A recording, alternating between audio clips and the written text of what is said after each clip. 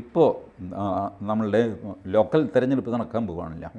Local self government bodies, ജില്ലാ പഞ്ചായത്ത്, പഞ്ചായത്ത്, മുനിസിപ്പാലിറ്റിയൊക്കെ, അതിലെ ward വിഭജനം നോക്കിക്കോളൂ. CPM ചെയ്യുന്ന അവർ അധികാരത്തിൽ വരുന്നത് വോട്ട് മാത്രം കൊണ്ടല്ല, അവരുടെ ആൾക്കാർ മാത്രമുള്ള സ്ഥലം വെച്ച് വാർഡ് ഉണ്ടാക്കും. ഇപ്പം ഞാൻ താമസിക്കുന്ന വാർഡ് ഒരു കഷ്ടിച്ച് 300 മീറ്റർ വീതി, 2.5 കിലോമീറ്റർ നീളം. ഇതാണ് ഞാൻ താമസിക്കുന്ന വാർഡ്. ഞാൻ ആ വാർഡിൻ്റെ വടക്കേ അറ്റത്താണ്. കൊറോണ വന്ന് വാർഡ് കണ്ടെയ്ൻമെൻറ്റ് സോണാക്കി കഴിഞ്ഞപ്പോൾ ഇറങ്ങിപ്പോകാൻ ഒരേ ഒരു വഴിയേ ഉള്ളൂ. അത് തെക്കേ അറ്റത്താണുള്ളത്.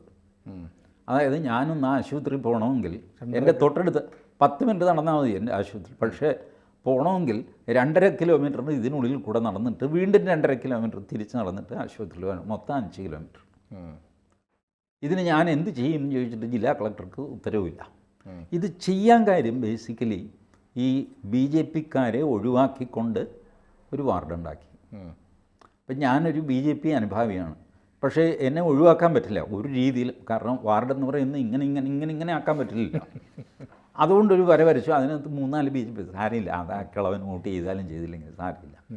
ഇങ്ങനെയാണ് വാർഡ് വിഭജനം നടക്കുന്നത്. നിയമസഭാ മണ്ഡലങ്ങൾ നോക്കി വർഷം എത്രയായി. ഈ ഞാൻ സുനിലിനോടൊരു ഉദാഹരണം പറയാം. അരൂർ നിയോജകമണ്ഡലം, അവിടെ ജയിച്ചുകൊണ്ടിരുന്നത് ഇപ്പോൾ കമ്മ്യൂണിസ്റ്റോ കോൺഗ്രസോ എന്നുള്ളതല്ല, CG Sadasivan, PS Karthikeyan, KR Gouriamma ഒക്കെ ഹിന്ദുക്കളാണ്. മാരാരിക്കുളം, അദ്ദേഹത്തിൻ്റെ പേര് കാളാശ്ശേരി ദാമോദരൻ കാളാശ്ശേരി എന്നും പറയും. പിന്നെ നമ്മുടെ RSPയിലെ അദ്ദേഹത്തിൻ്റെ പേരും വിട്ടുപോയി, RSPയിലെ ഒരാൾ, പിന്നെ അച്യുതാനന്ദൻ, ഇതുപോലെയൊക്കെയാണ്.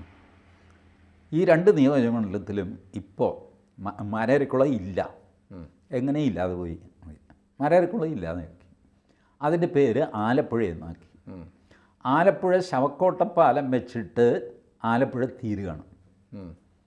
ശവക്കോട്ടപ്പാലത്തിന് തെക്കേക്കര ആലപ്പുഴ ടൗൺ അമ്പലപ്പുഴയാണ്. അവിടെ ആരാ? സലാം. ഇത് ക്രിസ്ത്യൻ ഇതായിട്ട് മാറി. ഒറിജിനൽ മാരാരിക്കുളം ഇപ്പോൾ ആലപ്പുഴ എന്ന് പേരിട്ടത് നമ്മളുടെ തോമസ് ഐസക്ക്, PJ ഫ്രാൻസിസ് ഇതുപോലുള്ളവർ മത്സരിക്കുകയും ജയിക്കുകയൊക്കെ ചെയ്തു തുടങ്ങി. അരൂര് ആരിഫ്, ഷാനിമോൾ ഉസ്മാൻ ഒക്കെ ജയിച്ചു തുടങ്ങി. ഇടയ്ക്ക് ഒന്നും ചെയ്യാൻ പറ്റാത്തൊരു സ്ഥലമാണ് ചേർത്തല. ചേർത്തല തീരെ ചെറുതായി. എന്നിട്ട് ചേർത്തല ഈഴവർക്കങ്ങ് കൊടുത്തു. അതാണ് മറ്റേ പുള്ളി ഇവിടുന്ന് മാവേലിക്കര എന്ന് മറ്റേ വന്നിട്ട് P പ്രസാദ് ചേർത്തല വന്ന് ജയിച്ചത്. കാരണം അവിടെ നിന്നാൽ ജയിക്കാൻ പറ്റില്ല. ഇവിടെ ഈ സ്ഥലം CPIക്കാരൻ ആരെങ്കിലും ഒരു ചേർത്തല ഭാഷയിൽ പറഞ്ഞാൽ ഒരു ചോകാനെ അവിടെ നിർത്തി എന്താണെന്ന് വെച്ചാൽ നടക്കട്ടെ. ഇതാണ് ഈ നിയോജകമണ്ഡലം പുനർനിർണയിക്കുന്നത്. ഇതിലൊക്കെയാണ് BJPക്കാർ തോറ്റതും മറ്റേയാൾ പോയതുകൊണ്ടാണ് ഇയാൾ വന്നില്ല. ഇത് ഇങ്ങനെയൊന്നും അല്ല. അവർ തോക്കുന്നതിൻ്റെ റീസൺസ് ഇതൊക്കെയാണ്. ഇപ്പോൾ അവരത് റിയലൈസ് ചെയ്തു കേട്ടോ. കഴിഞ്ഞ ദിവസം അവരുടെ കമ്മിറ്റി മീറ്റിംഗ് കഴിഞ്ഞിട്ട് സുരേന്ദ്രൻ പറഞ്ഞു, ഈ വാർഡ് വിഭജനത്തിൽ ഈ തെമ്മാടിത്തരം കാണിക്കുന്നുണ്ട്, ഞങ്ങൾ സ്ട്രോങ് ആയിട്ട് അത് എടുക്കാൻ പോവുകയാണ്. It is going against. ഈ പലപ്പോഴും കഴിഞ്ഞ തവണ സ്വർണ്ണക്കടത്തൊക്കെ ഉണ്ടായിട്ട് പിന്നെയും പിണറായി വിജയൻ പഞ്ചായത്ത് തിരഞ്ഞെടുപ്പിൽ ജയിച്ചു. എങ്ങനെ ജയിച്ചു? സ്വന്തം ആൾക്കാരുടെ കോൺസെൻട്രേഷൻ വാർഡുകളിൽ ഉണ്ടാക്കി വെച്ചിട്ട് വാർഡുകളുടെ എണ്ണം കൂട്ടുക. അതിനർത്ഥം CPMന് കിട്ടുന്ന വാർഡുകളുടെ എണ്ണം കൂടിയെന്നാണ്. 6 വാർഡുള്ളപ്പോൾ 4 വാർഡ് സുനിൽ ജയിക്കുന്നു. അപ്പോൾ പഞ്ചായത്ത് സുനിൽ ഭരിക്കുന്നു.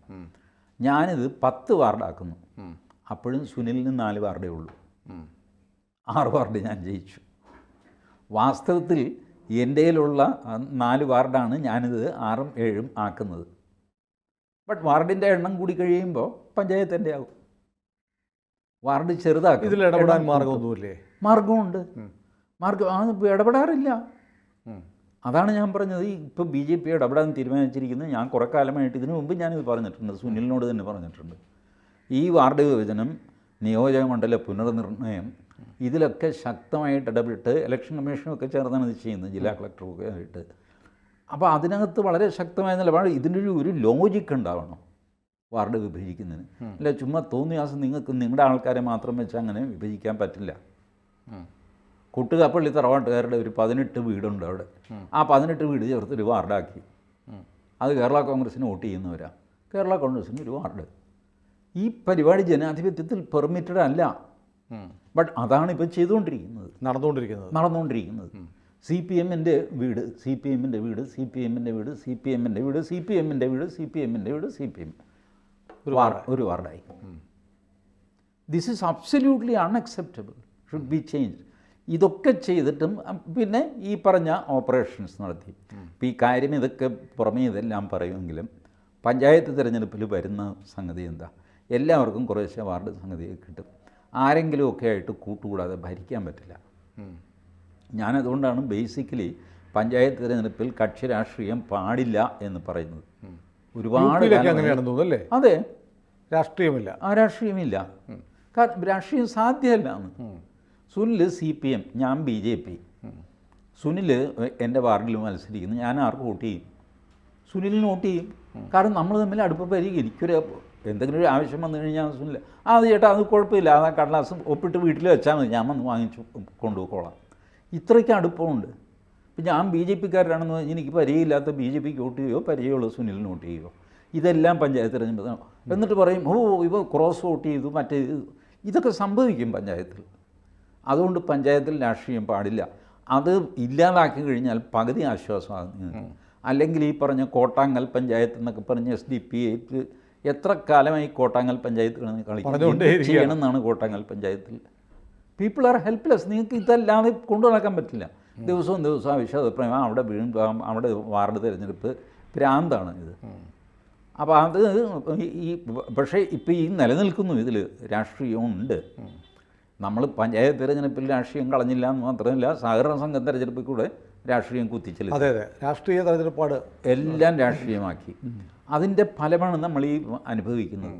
നിങ്ങൾക്ക് SDP-ഐ അല്ലെങ്കിൽ വെൽഫെയർ പാർട്ടി ഇവരെയൊക്കെ പഞ്ചായത്ത് തിരഞ്ഞെടുപ്പ് കഴിയുമ്പോൾ കൂടെ കൂട്ടേണ്ടി വരും. നിങ്ങളുടെ ഒരു തീരുമാനം പഞ്ചായത്ത് കമ്മിറ്റിയിൽ പാസ്സാകണം. ഈ പണ്ടാറക്കാലം പിവട്ടൽ റോളിൽ നിൽക്കുന്നു. ഒറ്റ വോട്ട് വെച്ച് അവനത് മറിക്കാൻ സാധിക്കും. You will be forced by democracy.